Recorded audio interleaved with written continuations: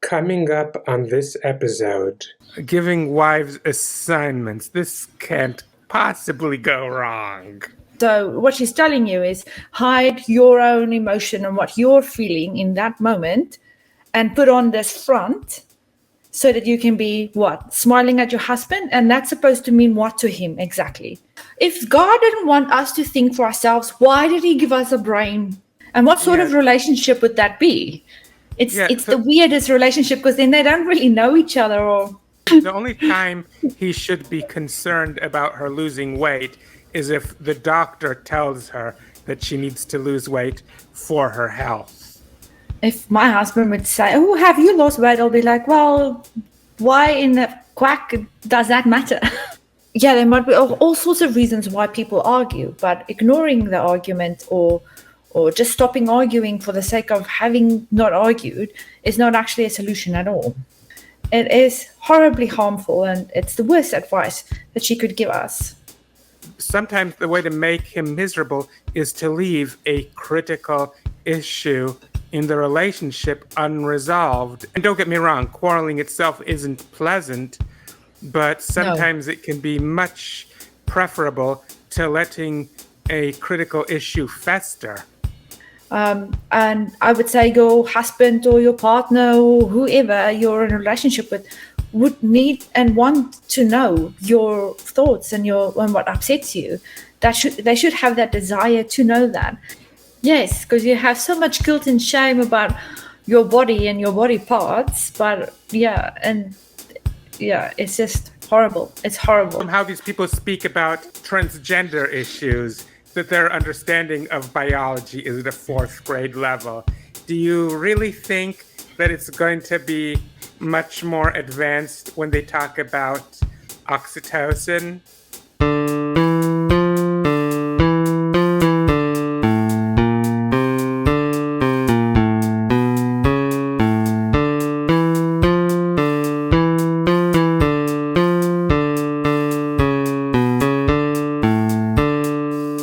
Hello, Internet.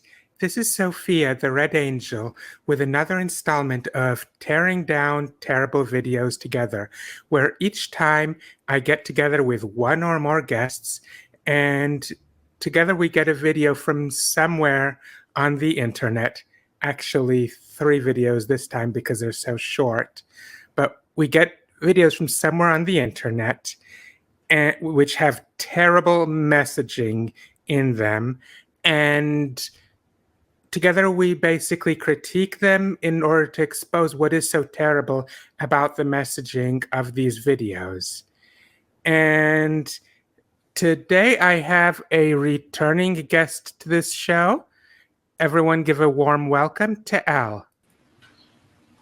Hello, thank you for having me back. Hello, Al. Tell us a little bit about yourself. Well, as you know, I have a server called Heretic Hideout on Discord where I sort of gather a few people and we try and help the community deconstruct short ideas. I also volunteer with Skeptic Haven, where we do a lot of atheist content and videos and content that helps people. So yeah, and that's me.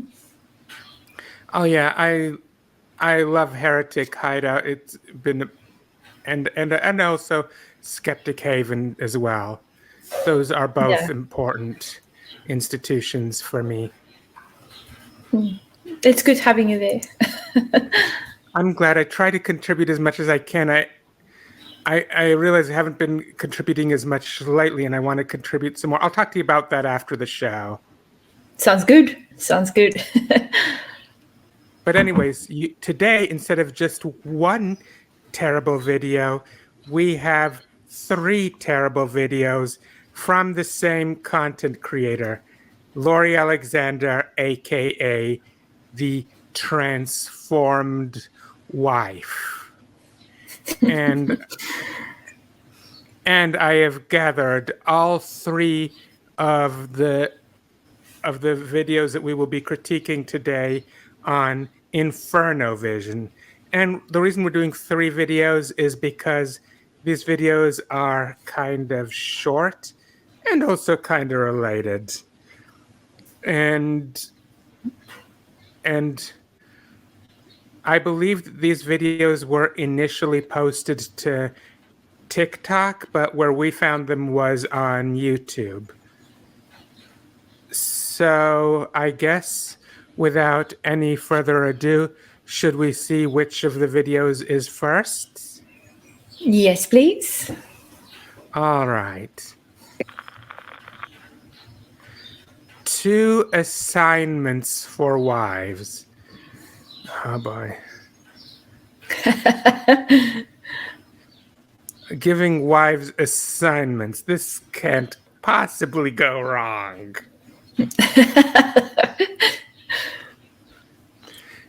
Anyways, so let's ready to begin? Yes, let's go.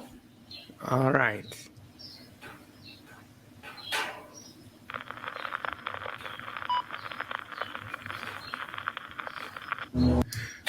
Oh my, there's a smiley. The thumbnail didn't tell me that there's a smiley face after the title.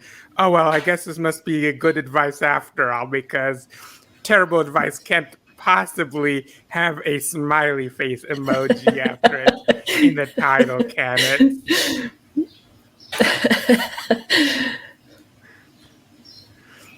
Anyways, we see already here that the first of these 2 assignments, she has already lit up in the at the very beginning. I guess not waiting for any intro, she's just cutting straight to that. Yeah, she's just cutting straight to that. And to me, that's really, really, really cringe. But let's carry on, and then I'll give you my comments on that. Hi. I spend a lot of time out here. Yeah, I'm in my garage, but in front of me is my front yard and my driveway. And So she's not yet talking about that tip, but she already is highlighting it, is displaying it on screen before she's got to that point. Let's put it this Yeah. way. She's a terrible person and she has a lot of views, but she obviously didn't get those high views with high production quality. Obviously. One thing I should mention is in preparing the Inferno vision reel, I had to significantly increase the volume of our tracks, and not always by the same amount.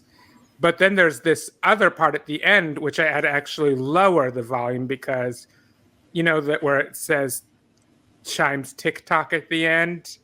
Yeah, that goes loud. Yeah, and when something that the streaming service automatically adds in is several decibels louder than your ordinary speech, you should know that you really need to increase the volume of your content. But really, I don't want to dwell too much on that because the terrible in tearing down terrible videos together isn't really meant as a reference to the production quality, but to the message. Yeah. But I still thought this is such terrible production quality that I had to mention that as, you know what I'm saying? Yeah, I get that. It's all good. Carry on. Yeah. Okay. I have my grandkids over here all the time, and they play with all the bikes and scooters and stuff that I have here and dig in my yard and help me throw snails in the street. So, and I love just being outside in the early morning. I'll sit in the sun. But what? Yeah, she's That's bizarre. Throw snails in the street. Wow. I missed that. She's throwing snails in the street. That's cruel. The children help to throw. Yeah. I think it's very cruel. Throw snails in the street. Why would you do that? Yeah. Doesn't she believe that snails are part of God's creation? I mean, well, according to God, He's given us all animals to do whatever we want with them. So I guess that falls into that bracket. Well, I guess maybe since she feels that she's called to be the salt of the earth, that includes being cruel to gastropods. I like snails. I think they're very cool, but yeah, Yeah. it might just be me. But my point is that they don't do very well with salt, and these religious people believe they're called to be the salt of the world, unquote. Yeah, yeah. One of the first things that I teach women when they're going through a hard time in marriage, or just how to improve their marriage if they don't know how to be a godly wife, because most young women are not being taught that. Obviously, the Christian persecution complex. Yes. Is I teach them to start smiling at their husband. Whenever they see him, whenever they walk in the room, stop what they're doing and just smile at him. Oh, that is so creepy. Can you imagine, all right, can you imagine you're going through something, or you're having a moment, or you're concentrating on work or studies or whatever, and you need to stop what you're doing and just creepily turn around and then smile at your husband? That's bizarre. Have you seen that movie Smile, where people just have this freaky smile on their face?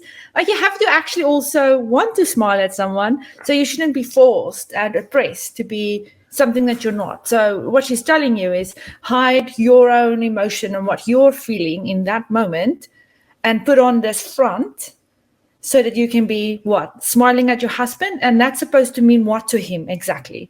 What is he going to get out of a smile? I don't get it. It's the most weirdest, stupidest tip she could ever give. I would have said, be your authentic self, and just, be your authentic self and show that. I think that, and if that's good advice. Smiling at somebody, especially when you do not feel like it, is the worst thing you can do, because then you're actually ignoring yourself and you're suppressing your own emotions, and you're putting on this face and this front, which is what the Bible teaches us to do. Is we need to be this pretty woman that's pure and proper, and have this front, and have our hair's done and everything's done, and we should hide what we truly are or how we truly feel, and just put on a smile, and that would make everything okay. It's bizarre. But the hair has to be covered. The hair has to be covered. Don't forget. Yeah. In certain religions, hair has to be covered. I mean, in Christian religion, you'd only have to wear a hat to church, where I come from. But yeah. And it's only the men that wear the hat, by the way. But yeah. Yeah, in Orthodox Jewish cultures, married women will either wear a scarf covering their head, or they will wear a wig once they're married. That is weird. Yeah. You have hair on your head. If you're not supposed to show your hair on your head, just shave it off then. I mean, what's the point? If you're not supposed to show hair, just shave it off. It's just everybody just shave your heads. Not supposed to show hair. You have hair. What are you supposed to do? Why are you hiding your hair? It's bizarre. But as for you mentioned earlier that it could be that having to look up and smile might interrupt her if she's studying. I don't know if she likes the idea of women studying, because, as Gaston says, if women read, they might get ideas. It's not right for a woman to read. Soon she starts getting ideas and thinking. Yeah. Educated women are dangerous, and feminism is dangerous, and women shouldn't think for themselves. If God didn't want us to think for ourselves, why did he give us a brain? He could have just made us these little things that walks around. This helps the husband feel appreciated, noticed, and to have a happy, joyful wife is a huge blessing to us. It helps him feel appreciated, happy, helping. Notice. Well, if he's behaving in a way that deserves to be appreciated, there should be ways to show that without having to put on a fake smile, would you not say? Yeah, actually just uttering the words, I appreciate you, or I've noticed you've done X, Y, Z. That was kind of cool of you. I appreciate that. Thank you. You could just actually utter words to say it. You don't have to be fake in your appreciation, because then you're not really appreciating anything. Yeah, and on the other hand, if he's behaving abusive, you shouldn't pretend to be. No, you shouldn't pretend to be anything, full stop. You shouldn't pretend to be okay when you're not okay. You shouldn't pretend to smile when you don't feel like smiling. You shouldn't pretend to be happy and a joyous wife. What did she say there? Joyful wife is a huge blessing to a husband. Then be truly joyful if you're truly happy. And I think when you're actually authentically yourself and not suppressed, then you could actually be happy and joyful. But just tell me, you know what? Put on a smile, fake it, because that's what you are. You serve your husband. Fake it, smile at him. That's what you need to do, and that is the worst advice ever. She's not here to make us. She's not here to give us good advice to make us happy people as women. She wants us to serve men, and that's it. We're here. And we exist to serve men in her mind of worldview. Also, even if it happens to be the greatest husband in the world, I would say that her advice is kind of insulting to his intelligence, because if he knows that his wife is following a code that requires her to smile at him, whether she feels like it or not, how will he be able to tell when her smile is authentic and genuine? I don't think he would be able to tell. And what sort of relationship would that be? It's the weirdest relationship, because then they don't really know each other or get each other or understand each other. We are emotional beings, and having in her view bad emotions, which she would probably think is bad, would be bad, and you shouldn't have those. But I would argue you're an emotional human being. All emotions is what you experience, and experience them. Stop suppressing them. If you're angry, you're angry. You don't have to suppress it down and put on a fake smile because it might upset someone, or you have to put on this front. I mean, you have emotion in that moment, experience it. It's just it's a weird thing for her to do. Yeah. My point is that even if it's an ideal husband, her advice is insulting to his intelligence. Definitely. Husband. So just try that. That's the very first lesson or assignment that I give women. And my first group that I mentored almost 20 years ago, I gave them that assignment. And the week later, the women came back. One woman said, and I asked them how it went. Oy vey. And one woman told me that her husband looked at her after a couple of days and said, "Have you lost weight?" He knew. That to me already is bad, because that means I don't know why she should be losing weight if her look shouldn't be an issue for a person. What she is and who she is and her character is what he should be liking, right? It's not her what she looks like. So have you lost weight? And they'll be like, well, that's none of your quacking business. The only time he should be concerned about her losing weight is if the doctor tells her that she needs to lose weight for her health. Exactly. If my husband would say, "Oh, have you lost weight?" I'll be like, "Well, why in the quack does that matter?" Exactly. Is that going to suddenly make me more desirable to you? Or is that going to make me more pretty? Or what is your idea behind me having to lose weight? Oh, no. There was something very... Sorry, just the idea of putting on this fake freaky smile has like makes me want to shudder. It's really creepy to me. But I've just seen that horror movie Smile. I don't know if you know which movie I'm talking I about. haven't seen it.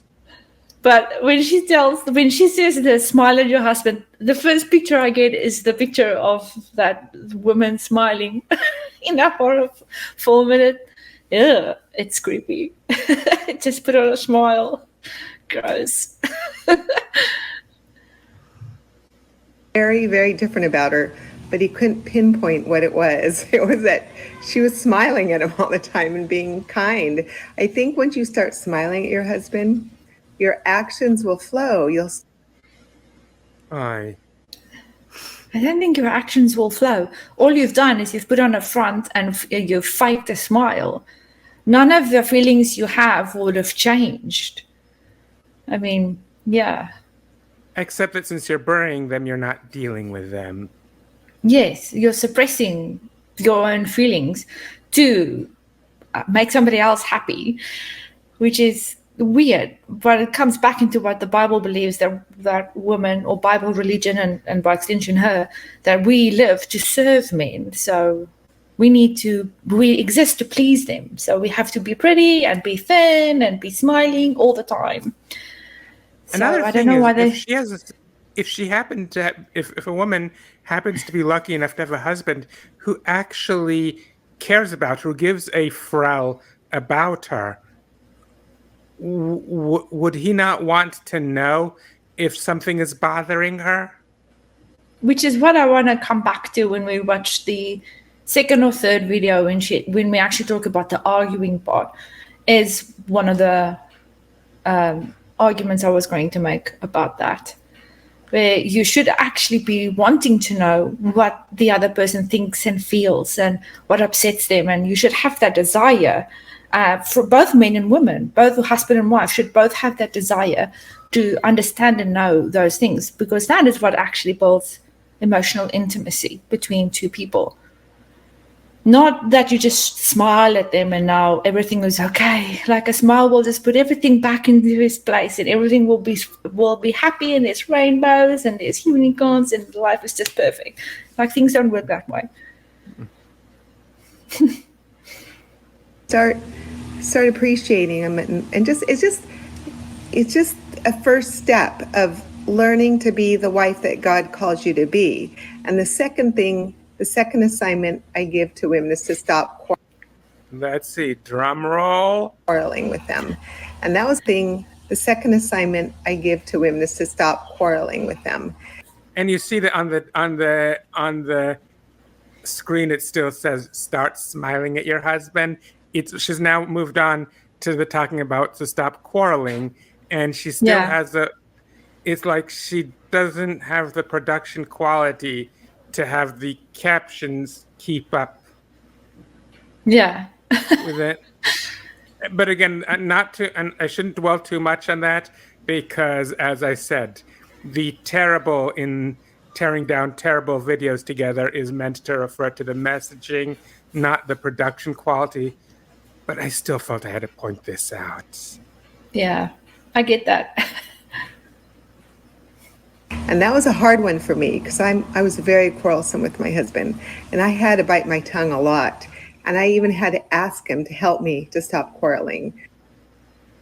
Ivy, she had to ask him to help her stop quarreling.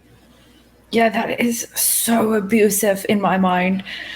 I don't know where to start unpacking that. You have to ask him to stop. Well, why were you upset in the first place? Have you actually delved deep enough into that and had a look at why were you upset? What upset you? What happened in that situation? Is it something the two of you can discuss and come together and resolve?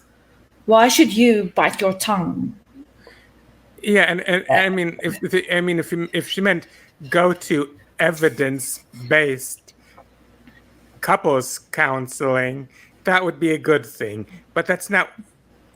And I say evidence-based because when I say go to couples counseling, I don't want anyone to think that going to a faith healing therapist counts. No, I don't think it counts at all. Yeah. Because if I were to Because if I were to tell her that she needs to go to couples counseling, then assuming she doesn't shut the suggestion down altogether, she probably would go to some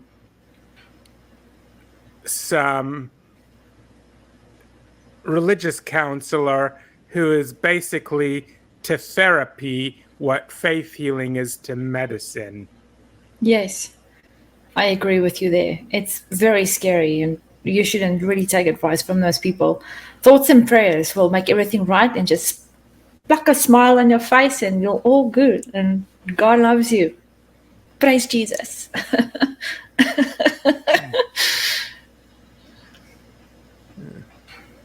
So I would say, okay, when a discussion turns into a quarrel, you please let me know so I will stop. If he's not responding to your comments or concerns, the problem lies with him. He needs to acknowledge and respond to what you're saying. If you need to start quarreling and nagging, then the issue is with him.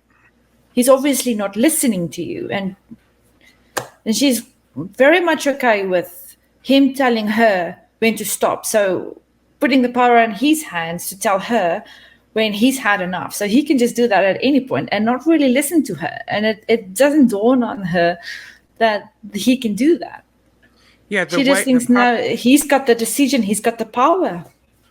Yeah, the proper way out of quarreling is to, in a orderly fashion, address the matter that is behind the quarreling. And, yes. And unless she's closed herself off to such measured approaches to the underlying issue, the problem is with him. Yes. If he's not acknowledging, he can say, look, it's not a good time for me now. I have stress at work or something. Can we do this tomorrow night? Then that's perfectly fine. He's actually said, look, I want to address your concerns. We can discuss this. But at this moment, I don't have the emotional spoons to deal with it. And that's perfectly fine. Both parties can say that at any point of time. And that's perfectly fine. You really think these people know anything about spoon theory? Don't think so, no. If you just have to smile, I mean, then there's no spoons for that.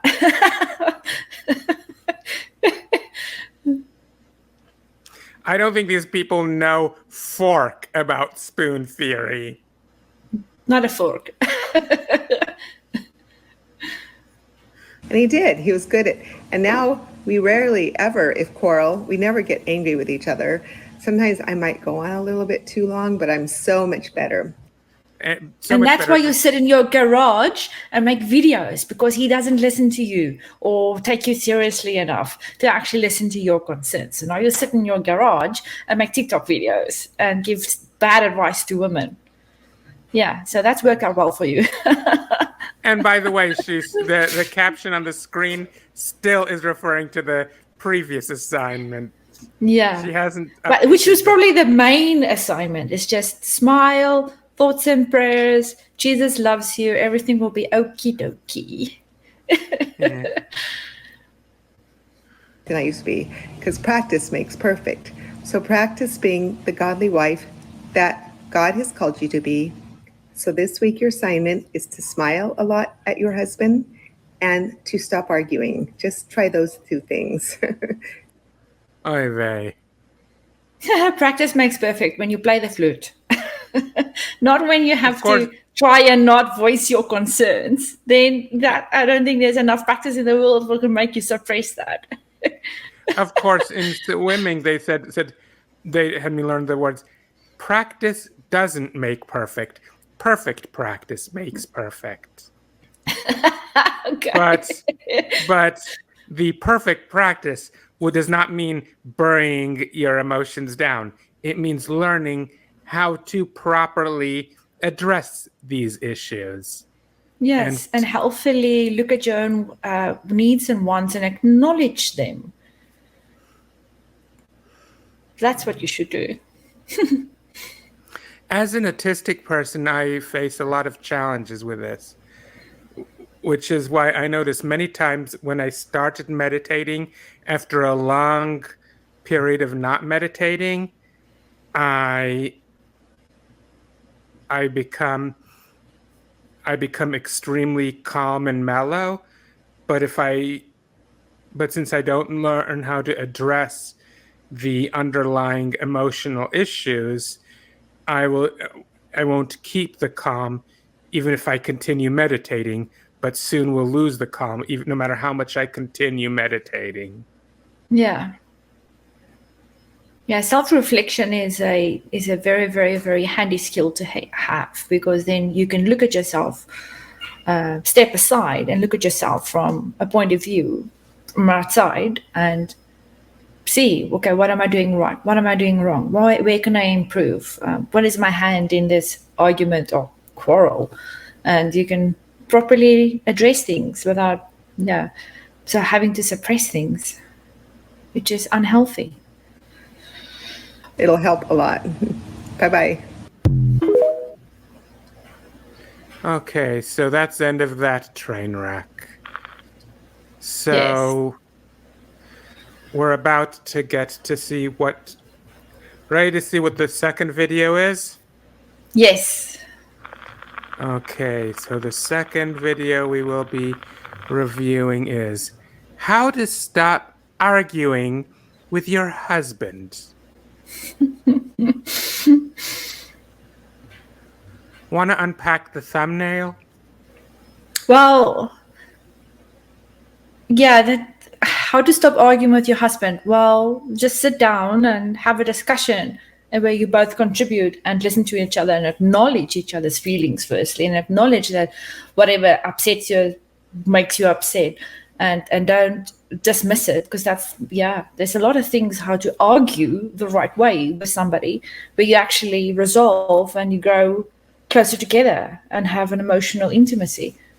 And then having her in gloves. Yeah. Oh yeah. Go on. What you're saying. Yeah, with having her in gloves, making her like the bad person for arguing. Like, it's a bad thing, firstly, to argue. Like, no, it's not. It's good that things come up and you actually address it in a healthy, proper manner.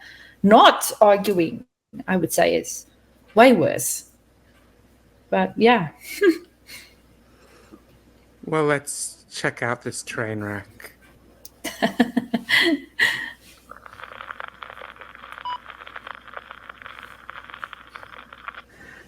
Hi. The last assignment I gave to women was to not argue with their husbands. And some of you say it's impossible to not argue with your husbands. What we were saying wasn't that it's impossible. We're saying it's not always a good idea.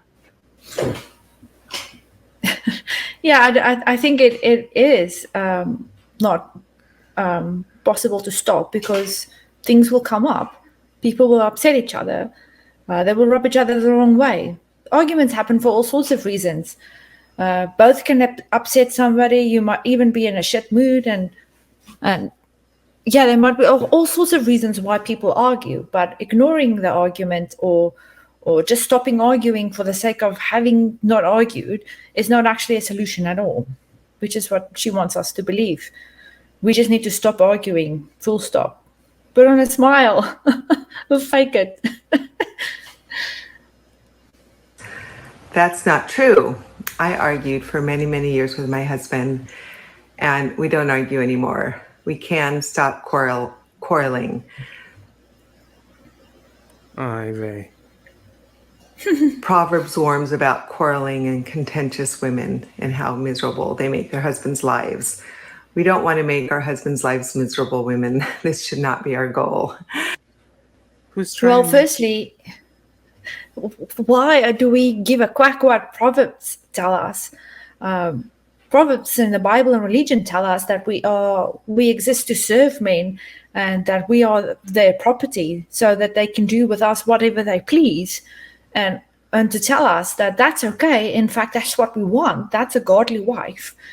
It is horribly harmful, and it's the worst advice that she could give us. Just, Yes. anyways, but also assuming that just because you're arguing that means you are trying to make his life miserable. No. Sometimes the way to make him miserable is to leave a critical issue in the relationship unresolved, and sometimes quarreling is necessary to, I mean, don't get me wrong, quarreling itself isn't pleasant, but No. sometimes it can be much preferable to letting a critical issue fester.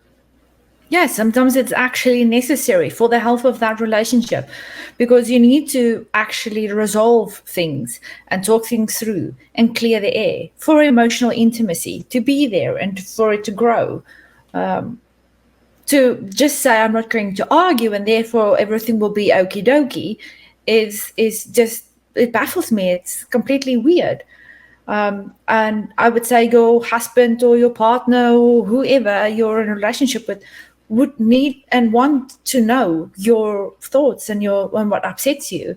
They should have that desire to know that, and so you should have that desire too, to understand that and to know that and to make the other person feel loved and heard and understood.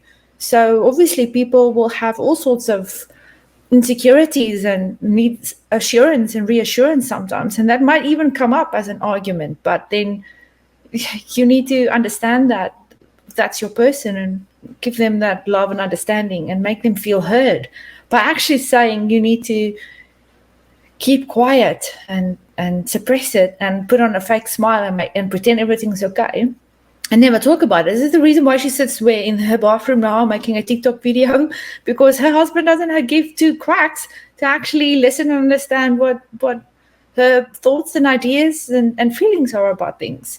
There's a reason why she quarrels with him, and she should explore that reason. Why am I quarreling with him? What is happening that is making me upset? Is there a boundary that was crossed? Is it something we need to discuss?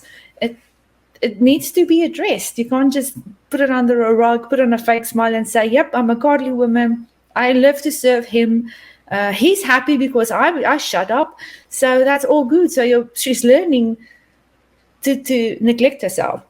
And now she wants to teach other women to neglect themselves and their needs. And it's the worst advice ever. It's very harmful.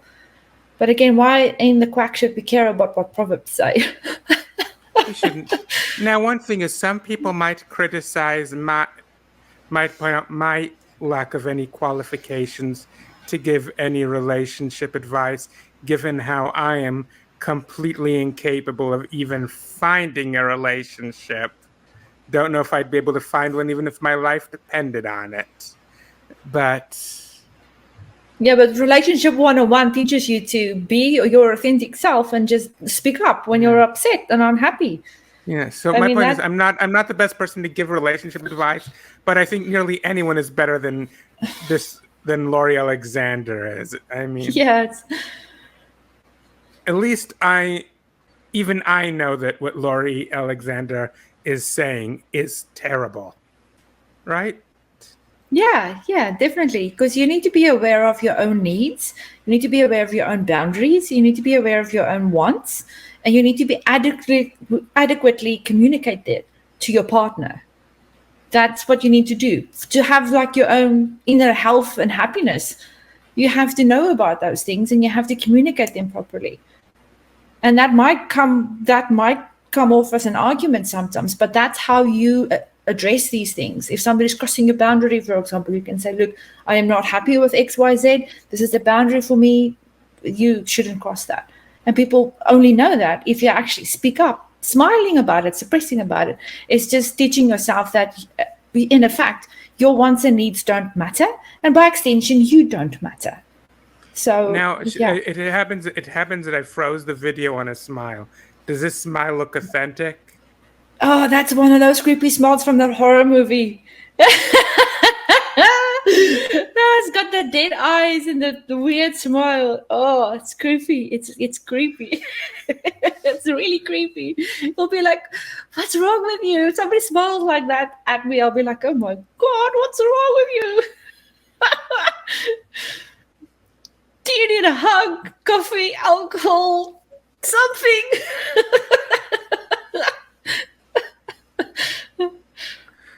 So let's go on. Yes. So how do we have communicate with our husband without quarreling and arguing? We give our opinion. Yes, women, we are free to give our opinion. Being silent and having meek and quiet spirits doesn't mean that we can't give our opinion. Oh, we can give our opinions. Oh, thank you. Oh, I'm so happy, Laura. You just made that clear to us that we have an opinion and it's okay to have it. Whoop-de-doo. Let him know how we feel, whatever. But we give it in a kind way. That's No, you give it in whichever way you want. it's good. It's nice to give it in a kind way, but what if he doesn't listen when you give it in a kind way? Yeah, you don't have to be kind to make sure he listens. You should just talk to him in a normal manner, in whichever emotional state you are, and explain yourself. That's it. You shouldn't be backstepping and being excessively kind so that you can deliver your message so that he can hear it. If he doesn't hear it, being kind is not going to make him hear it. I think that when she says being kind, she means something different than what I would say by being kind. What I would mean by being kind, that means don't shout at him right away. Don't right away start out by shouting at him and cursing. She, I think, means something different, right? Yeah, I think so. Being kind is being kind, and being like swept up of emotion in that moment can also be okay, because you're expressing your message and your emotions, and that's perfectly okay. You can go afterwards and say, yeah, so I had a bit of I was a bit swept up in emotion, and I don't feel like I expressed myself properly or in the manner that I wanted. But you shouldn't set out to be kind and friendly and so that he can accept your message, because whatever your delivery method is, if delivering your message is the method you use, and it's okay to use that method. Dictating how I should express myself is not helpful at all. Indeed. Yeah. And we don't force it upon him. We give it, we can discuss things with him, and then we leave it alone. As soon as we feel that need to be right welling up inside of us. Okay, I'll be upfront. I absolutely hate that euphemism, being right, because it has absolutely not a frelling thing to do with actual correctness. And it's merely about, people use the term being right as a euphemism for asserting your rightness, regardless of whether or not you actually are right. And yeah. I do think people should be caring about actually being right, as in finding out what the truth is, and if it is different than what your current opinion is, change your current opinion so that you will be right. Yeah, but what I think is also harmful in this message she's delivering is she's inferring there that people are on this side of an argument and that side of an argument, and one side must be right over the other, and that's not always the case. What's happening is none of them are right or none of them are wrong, because right and wrong doesn't come into this. What's coming into this is I am upset about XYZ. I'm communicating it to you. You acknowledge that I'm upset. You don't dismiss my feelings. You make me feel heard, and we come to an agreement of how we would handle this going forward. Nobody's right or wrong in that scenario. So who sets out to be, I want to be the winner over this argument, so I'm just going to fight so that I can be right? Like, who thinks like that? It's bizarre to me. It is. We need to start, that's when we need to be quiet and just let it go and let the Lord convict and change our husband's mind if it's supposed to be changed. Oy vey. Look, if your husband doesn't have that desire to know and understand why something is upsetting you and giving you chance to make your point and then making you feel heard, if he doesn't have that desire, and he's not convinced to listen to you or change, the Lord's not going to convince him to do that, because he has no intention of doing that in the first place. If he isn't in that moment listening to you, understanding, and trying to work with you to resolve something that is upsetting you. And it can go both ways. I mean, you need to also understand what's upsetting him and listen to him. And it's a partnership. It's not just he's right, I need to be quiet, I shouldn't quarrel, I should tell him what I'm upset about, and then go into my room and pray and hope God changes his mind and makes him listen. If he's not showing you that he's listened in that moment, God isn't going to do it. I know. But we don't need to be right. We aren't right all the time, even though we think we are. So we just give our opinions and let them make the decisions, because they are head over us and we are to submit. You're not right always, but you're also, the woman is not always wrong. And sometimes when the woman is right, the husband isn't automatically going to magically be convicted by the Lord of her rightness whenever she's right. He's capable also of not just being wrong, but persisting in his wrongness. Yeah, well, he can also just tell her, look, you're quarreling with me, so I don't want to listen to this. And then send her away. And now she's like, yep, I've delivered my message to him. He's going to listen to me when I say, I don't want you to throw your wet towels on the floor for me to clean up. So that's upsetting to me. I don't like it. He's not going to listen to that. The Lord's not going to change his mind about that. You've delivered your message. He's just going to say, look, you're quarreling with me. I have heard enough. Be gone with you, woman. And that would be the end of it. And the Lord's not going to convince him of anything. So, yeah. And then her comment about head over us and we should submit to their leadership. Has she ever thought about, why did God not make her a man? Because according to the Bible, having a penis is you're a man. So, and then you can lead and you're worthy and you're special, you're more special.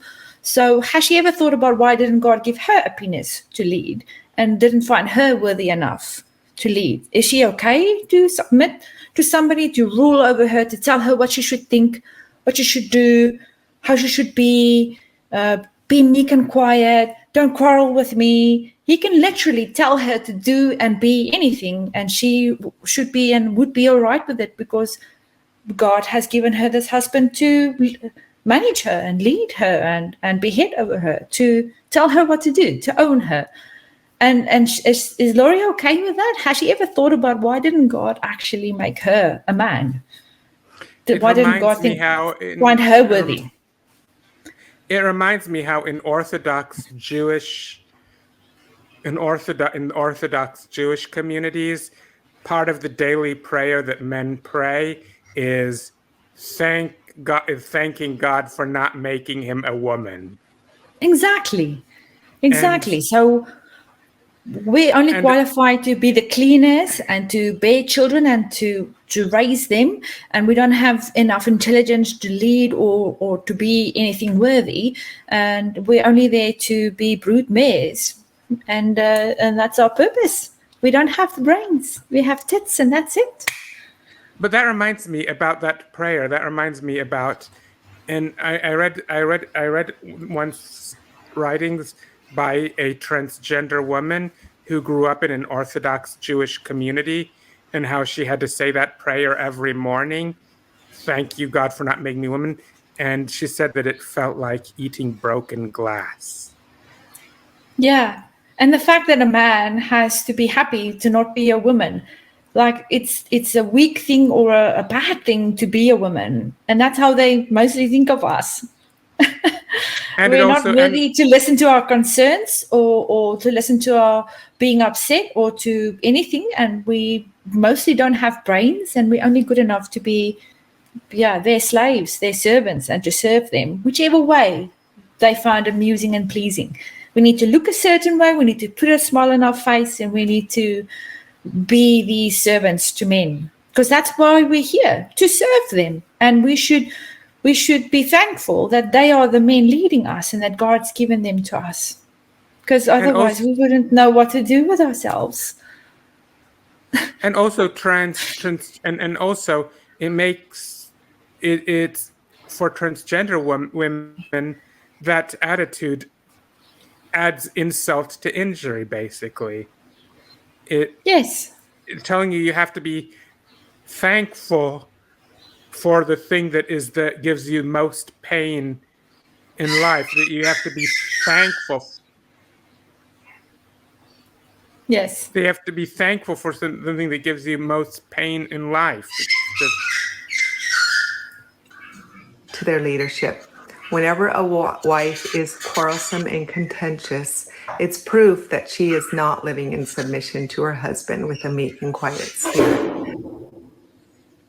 Meek and quiet spirit. I mean, we have voices, and that means we aren't quiet because we have voices, and we can say what we think and feel, and voice it okay. adequate. Yeah. So to say that we should just stop arguing, and they have the overall decision making authority over us, that's harmful because there's two people in this relationship. So we come together and we discuss something, and we are equal in this relationship. He doesn't get to have the final say. He doesn't get to say, all right, I'm going to tell you when you're quarrelsome and when you need to go away.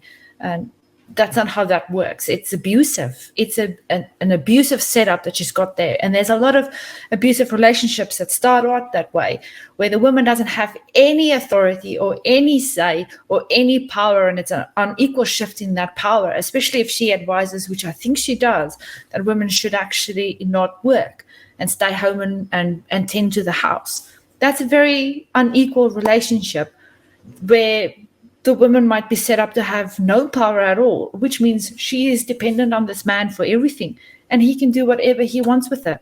And that's an abusive relationship. I wouldn't advise that. I believe she is even against women's suffrage. Yeah. Well, at least she's consistent in her opposition to feminism. Yeah. Of course, I think her objection to feminism is bad, but at least I can't accuse her of being inconsistent and cherry picking when she likes feminism and when she doesn't. Yeah.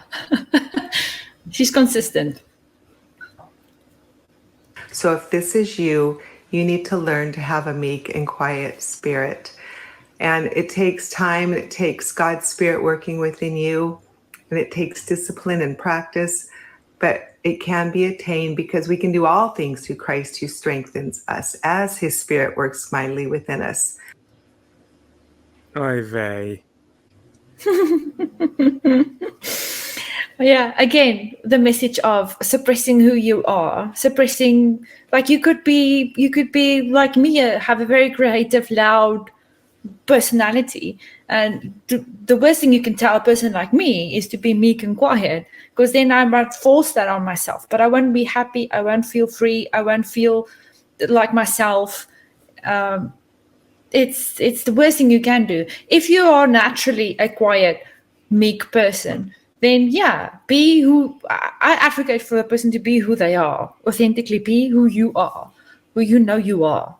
And don't suppress anything. Don't be meek and quiet if you're not meek and quiet. Just be you. And be happy and proud to be you.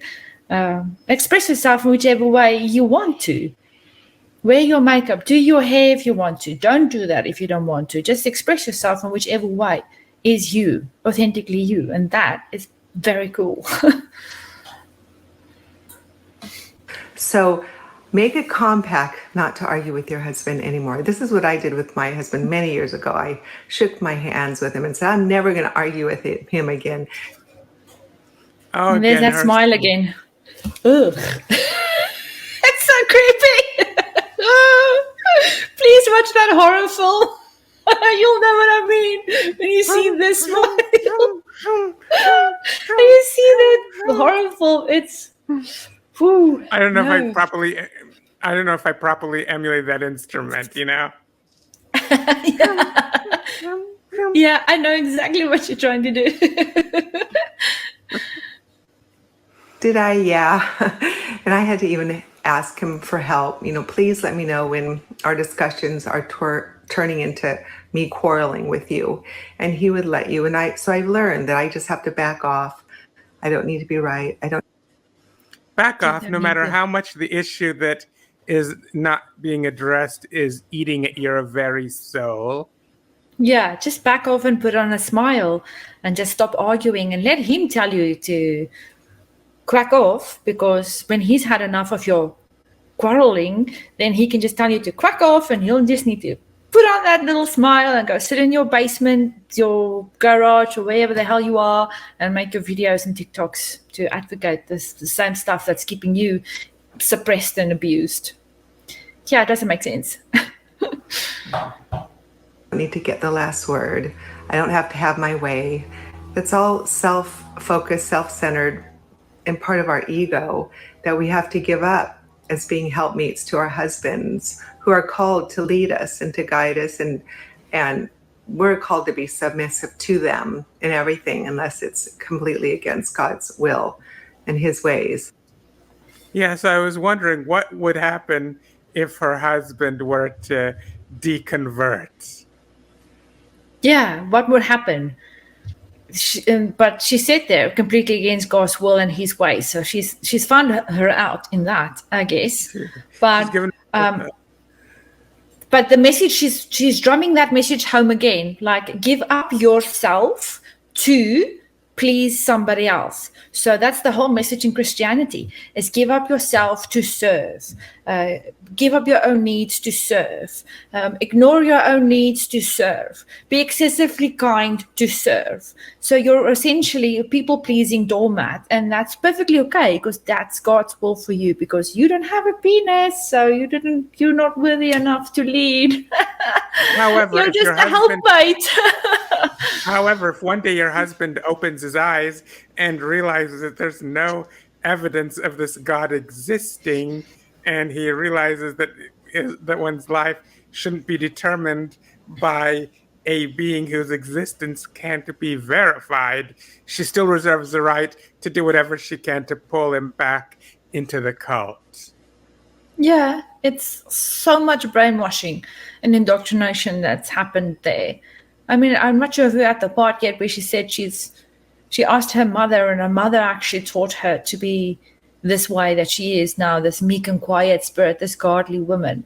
So she's been indoctrinated and brainwashed since she was a little girl to be this thing for a man. She exists to be something for a man. She doesn't exist to look at her own happiness or to look at what's my needs and my goals, what's my dreams, what do I like, how can I express myself, how can I be me and authentically be me. No, I exist to please a man, so I need to be whatever he needs. I can't quarrel, I have to be happy, I have to be thin apparently and smile, and then Happy, I can happy, please. joy, joy. Happy, happy, joy, joy. Happy, happy, joy, joy. Happy, happy, joy, joy. Happy, happy, joy, joy. Happy, happy, joy, joy. And have this fake personality and smile and put on this front and just pretend everything is so good because Jesus loves us. He truly does. Do. Yeah, it's bizarre. So anyway, women, stop arguing. Yes, you can do it. The joy of the Lord is your strength. Bye-bye. Okay, so we're 2 train wrecks down, 1 more to go. Happy, happy, joy. One to go. As we watch it through Inferno Vision.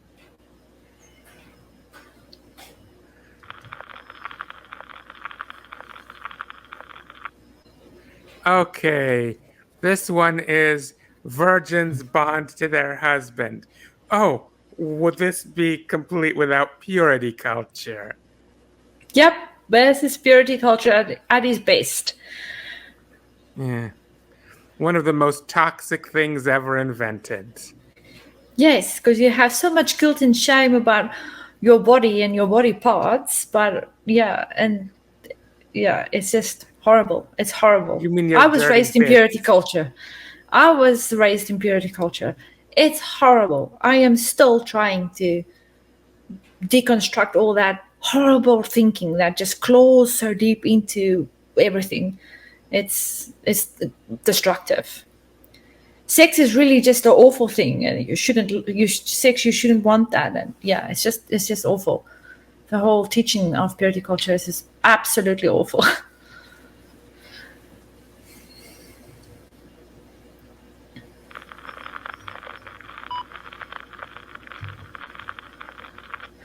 Hi. I learn something new every day. Obviously, you've never learned how to think critically. No. Yeah, that she hasn't learned yet. No. No. Yeah, I don't think she's going to learn that. No. But anyway, so let's go on. Yesterday, or it was the day before, a woman shared a tweet that when women have sex, they release oxytocin, which bonds them to their partner who they're having sex with. Okay, So, firstly, oxytocin is a hormone that is produced in the hypothalamus and is released into the bloodstream by the pituitary gland. So, its main function is to facilitate actually childbirth and labor. So, oxytocin is released by both men and women, and oxytocin can be released when they are hugging. Two people can just be hugging, and oxytocin is released. Yes, it is bonding. It's a hormone that bonds, but it's not just released by the woman when she has sex with her partner. It does not bond them indefinitely forever. You have that cuddle moment with that person, and you can have that very same cuddle moment with another person you have sex with. It doesn't bond you like there's a link, there's a bond, and now you're attached to this person forever because now you've bonded with them.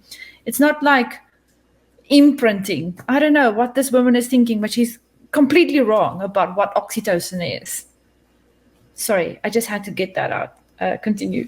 Oh, totally understood. And the more men that they have sex with, the less amount of oxytocin is produced, thus the less bonding that comes with sex. Is there any completely inaccurate? Completely.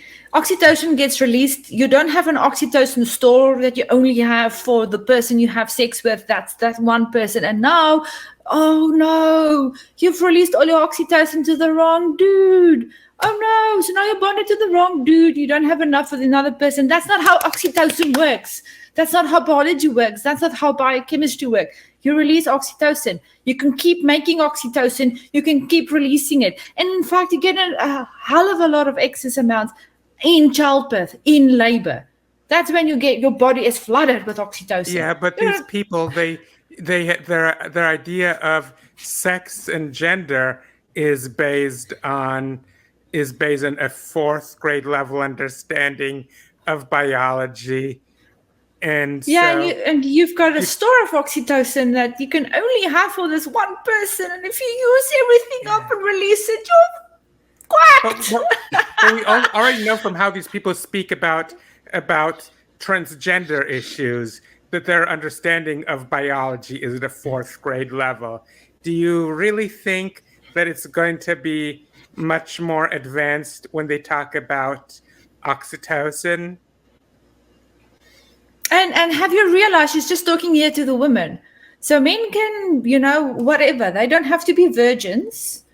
They can be the little stud and have a lot of sex, but the woman has the oxytocin store, apparently. To be fair, I don't think she wants men to be having sex before marriage either. No, but what she doesn't realize is both will release oxytocin in that moment of bonding. And then when you have another moment of bonding, both will release it again. And when you hug your grandma or whoever you hug, oxytocin gets released. It's just a bonding hormone, but it's a hormone that also... You dirty you.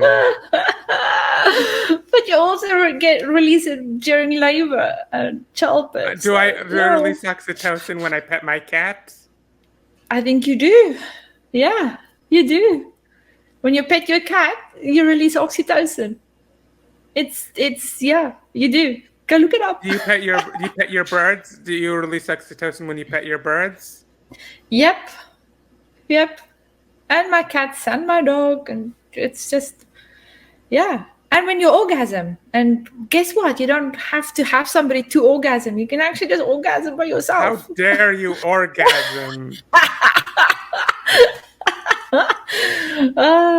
But yeah, I'll just bond with something. Sex is supposed to be for breeding like mice. Yeah, you're a broodmare, of course. You need to just pop them out and then raise the spawn of the dude you've bonded with, because you flooded your body with oxytocin and you created that bond, and now you're connected. So yeah, nothing you can do about So if that. they've had sex with multiple partners before marriage, they'll have a very hard time, if not impossible time, bonding to their husbands. Oy vey. Again, untrue. That's not how bonding works. That's not how oxytocin works. That's not how sex works. You can have bad relationships and then find somebody you really connect with, and you can bond with that person years after actually having failed relationships. All of us have had failed relationships. Doesn't mean you can't bond now with the next person because you've used up what your oxytocin store.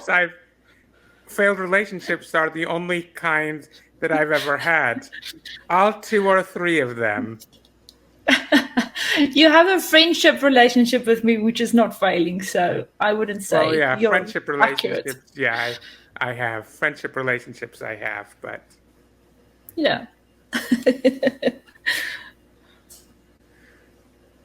So let's go on and see how far this train wreck goes.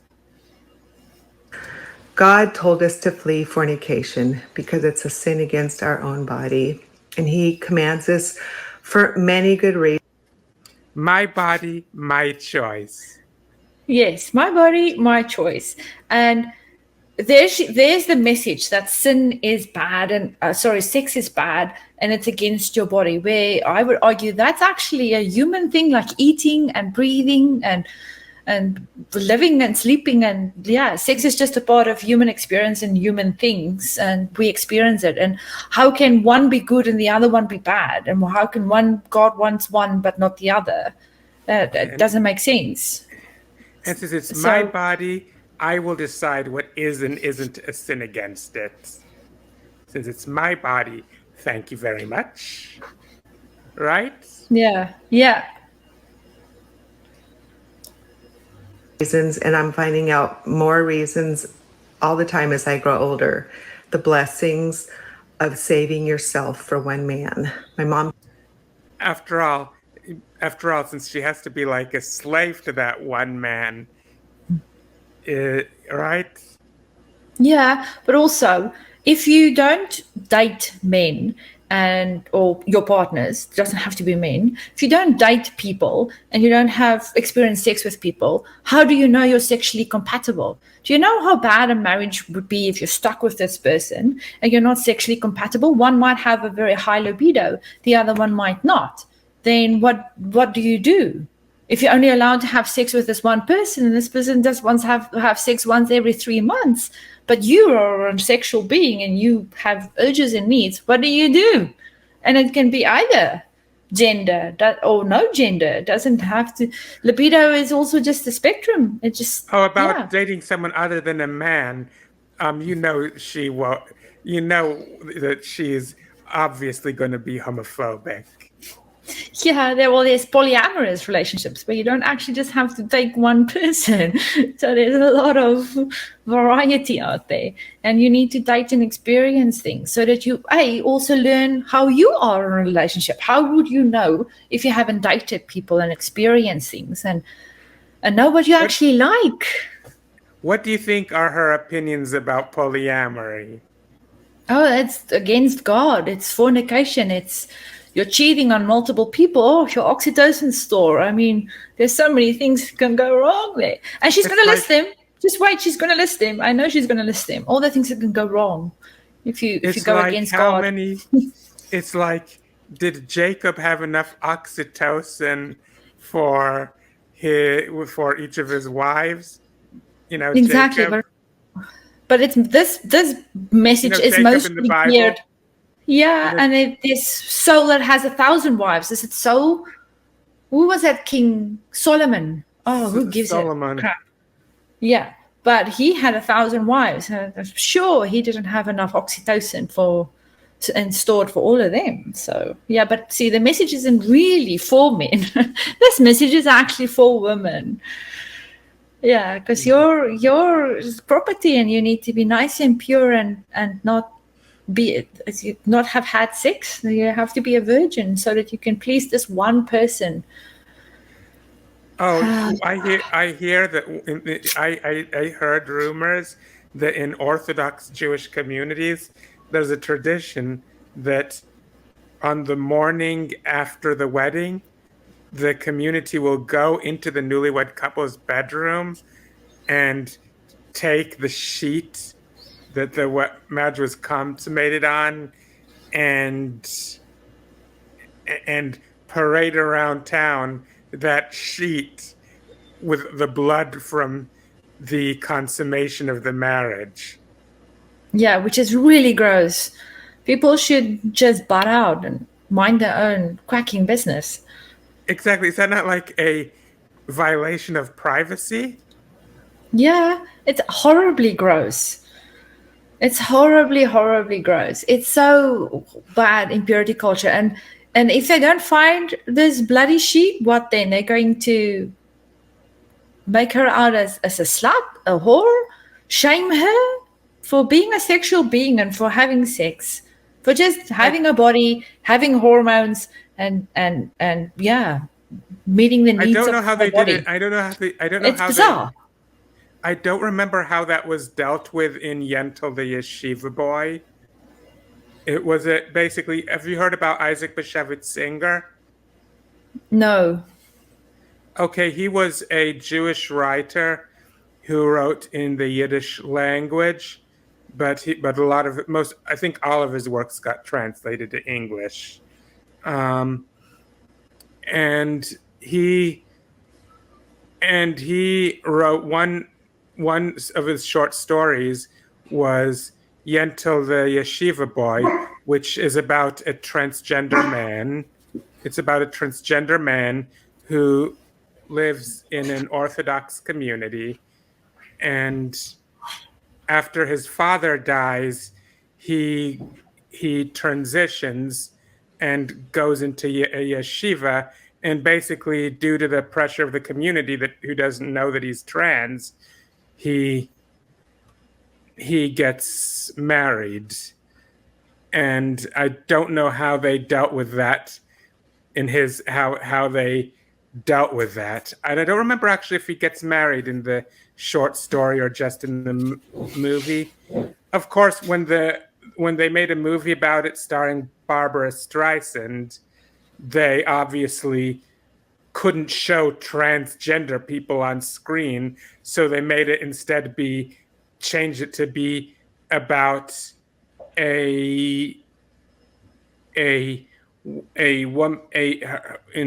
changed the main character to be an actual woman who only dressed up as a boy because she wanted to be able to study in the yeshiva. Yeah. And while I do support women being able to study everything that men are able to study, I do not love the fact that they took that angle for the purpose of cis washing the story. Yeah. You know what I'm saying? Because in the source material, it was not a woman. It was very obviously a trans man in the unambiguously. In the story, yeah. Yeah. But I'm kind of getting off topic, am I not? No, it's good. I like our conversation. It's our chats. It's good. Yeah, but anyways, what brought that up is the whole tradition of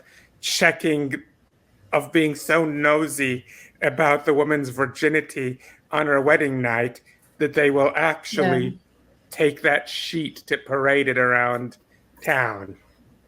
Yeah, and the Bible actually says if your wife is found not to be a virgin, you can take her back to her father's house and stone her to death in front of her family. Because that's the thing the Bible says you can do. So they've been nosing into women's virginity for eons, really. What if her hymen was split by something that had nothing to do with sex years before? Yeah, then you're quacked. You're just quacked. Exactly. Told me when I was young that I wanted to be able to stand in front of the man I was going to marry and tell him I was going to save myself for him. This made sense to me from a young age. I wanted a godly man. I wanted a solid marriage. I wanted a good marriage. And so I did that. I saved myself for marriage. And I've been married over 42 years. So she's been a slave over 42 years. Yeah, well, I guess people can be happily married and not have dated much. And you hear about people that's been dating since they were 13 years old and now they're married and they've been married for years. You do hear about that. And I guess people can be happily married. But to actually advocate that that is a pathway for all people everywhere is really just horse excrement. It really just is. Exactly. But my issue is that it's not even that she has no autonomy in her marriage. She's not allowed to quarrel with her husband. Remember? Yeah. Wonder if she puts on that smile during sex as well. Oh, that's creepy. I'm very bonded to my husband. Even when we were going through hard times, I was very bonded to him. I never wanted to have sex with anyone else. I've never had sex with anyone else. I don't want to have sex with anybody else. Good for forking you. Yeah, well, good for you. I'm happy for you. You've bonded. Whoop-de-doo.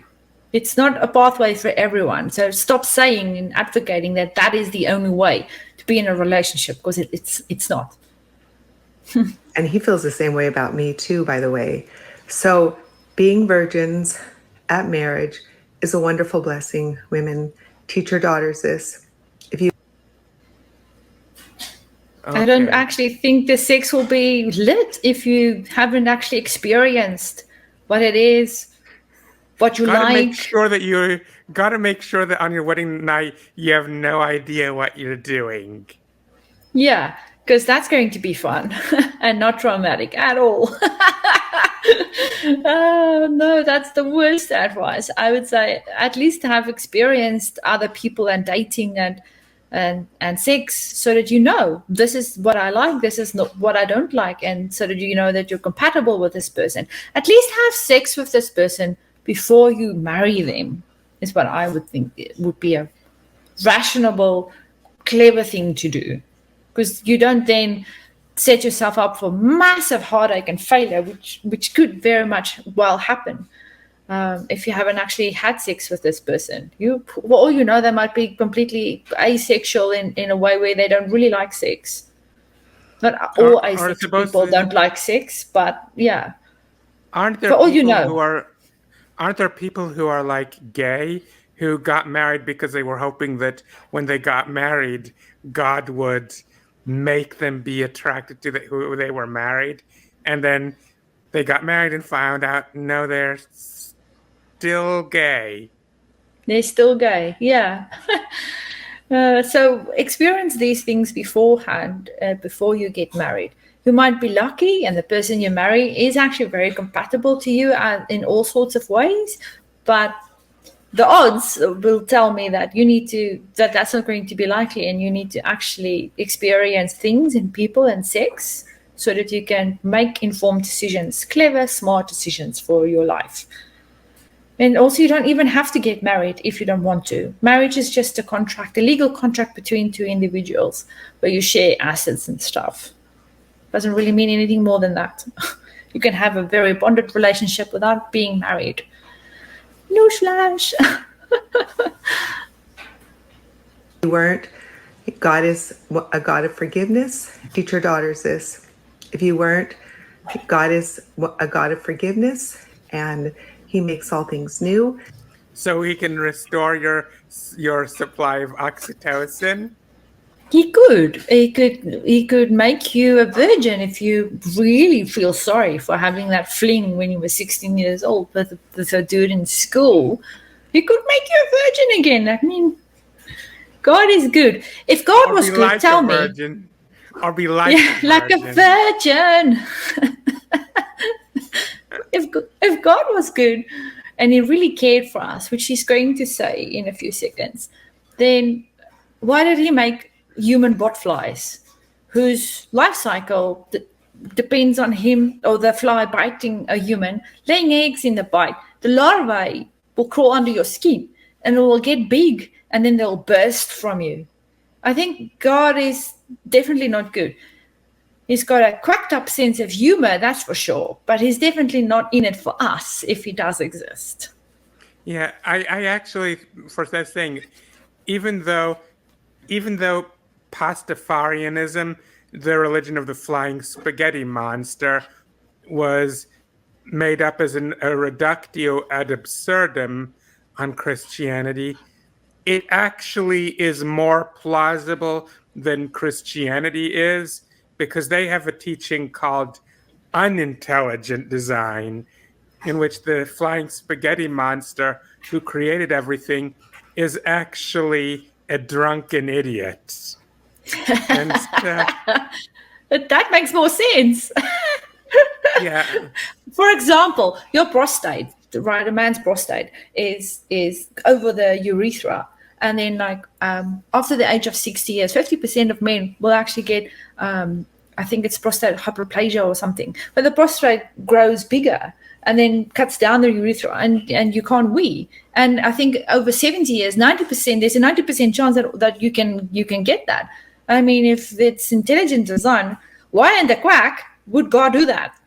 I thought he liked men. and that's Doesn't make sense. Of course, even the teaching of the flying spaghetti monster runs into problems with Occam's razor to a serious degree. But with regards to the Christian teaching of intelligent design, you don't even need There's to bring nothing. Occam's razor into the picture. It's just No. the things unlike with Pastafarianism, that to refute it, you actually do have to bring in Occam's razor. Yeah. Yeah, because the world actually does look like what you would expect if it were created by a drunken idiot. Exactly. Doesn't mean you won't suffer consequences of your sins, but you can still have a good, strong marriage.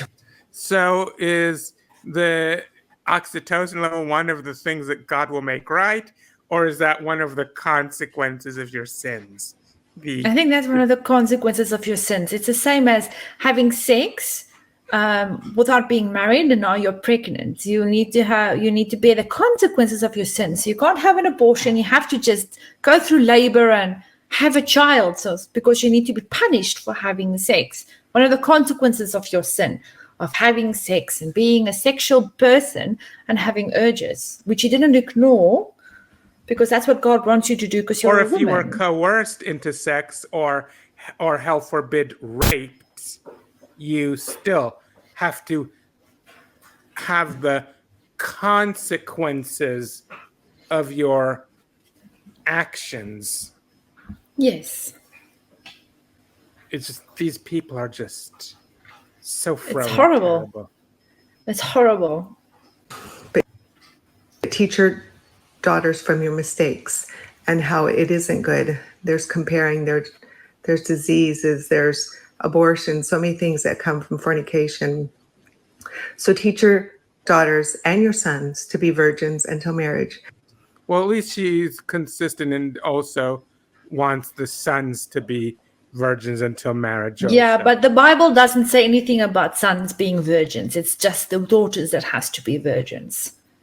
I mean, King Solomon had 1,000 of them. So, yeah. Was it Solomon? Who's the king? One of the kings in the Bible. Had 1,000 wives, and he was also very wise. So, sounds like Solomon. No, I think it was Solomon, yeah. Because God's blessings are abundant. His ways are perfect. We must believe this. And as I grow older, I see it more and more. Yeah, God's ways are perfect. That's why he programs us with a nerve that runs down our neck, up our neck, and back down our neck again. Yeah. Yeah. All the different ways that God's ways are such blessings and they are good for us. He's our creator. He wants the good for us. It's not for evil. Yeah, sex before marriage might sound wonderful and fun and romantic, but it's not. It can also help you weed out people who you are sexually incompatible with again. Yeah. And help you weed out the people you shouldn't be with because you just don't click that well, or you're not. Yeah, you need to figure those things out by dating people. So where she says, yeah, dating, how scandalous of you, dating. You should be following the rules of Christian courtship. yeah. Or when she says your fornication will lead to all sorts of things like diseases and abortion. Like, no, that's just proper sex aid and teaching people how to be sexually responsible when they have sex, do that responsibly by using condoms or just sex ed is what I would say for diseases and abortion. But her way is, don't fornicate, don't have sex before marriage because these things can happen to you. Like, it's human life. All sorts of things can happen to you. But try to be as safe as you can be and responsible as you can be, I would say, is better. I think sometimes the abortion is a responsible choice to make because you can't afford this kid or you can't be a mother. And unwanted kids and being being a parent that you don't want to be, those are way worse to live with for the rest of your life than having that abortion, because having an abortion is, nobody wants that. It's awful. Nobody wants to go through that. It's just one of those things. And I would say that that's actually a responsible thing to do, is to get an abortion if you don't want to have a kid. Indeed. So let's go on. It just leads to devastation. Hollywood wants to make us think that it's so good. Dating and fornication set young women up for divorce. Set your children up for a good, solid lifetime marriage. Again, lifetime marriage is good when the marriage is healthy and remains healthy.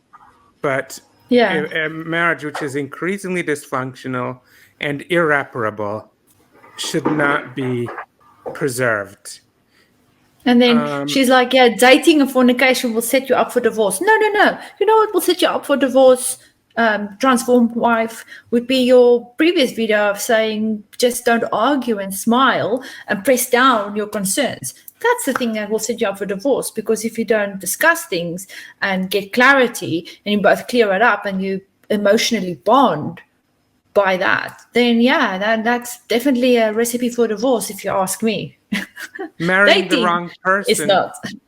Marrying the wrong person sets you up for divorce. Up for divorce. And you wouldn't know if it's the wrong person if you haven't had sex with him. At least have sex with him to know. Granted, there's more that needs to be done than just having sex, but that doesn't mean that it's not necessary. Yeah. So just don't worry, your oxytocin store won't run out. Have sex with people. Figure things out. Date. Such a huge blessing. I know. Being married over 42 years, it's a huge blessing. Bye-bye. Okay, so that's enough for the second train wreck. I mean, the third train wreck. Now we've gone through all three. Yes, and so I think we have reaching the end of this Inferno vision reel. So yes. I guess it's so. Anyways, anything more you'd like to comment about any of these 3 train wreck videos? Don't smile when you don't feel like it. There's nothing greater than having an authentic smile and joy, but don't fake it. That's not necessary. Argue. I would think argues and quarrels are necessary for you and your partner to figure out your boundaries and the whatnots. There isn't a winner or a loser in arguments. It can just be you voicing a concern and the other person taking you seriously and not dismissing it, and you get to some sort of emotional intimacy by actually clearing things up. Definitely read up on oxytocin. Don't listen to what she says what oxytocin is because she's got it wrong. Date, fornicate, do all those things, figure these things out for yourself before you actually marry somebody, because having married is a big step, but that's it. It's just a legal contract. Make sure you're not dependent on this person for everything, because that could set you up for an abusive relationship or an unequal relationship at least. I'm not saying not all of them are, but yeah, just figure those things out for yourself. And that's all I have to say. Yeah. And anyways, the opinions expressed by my guests are not necessarily my opinions, nor are they necessarily the opinions of my cat Amber, or of the monster hovering over my bed, or of the gremlin possessing my elevator. And for that matter, even my own opinions at the time of me making a video are not necessarily my own opinions at a later time. Anyways, thanks for joining us, and until next time, see ya. Bye.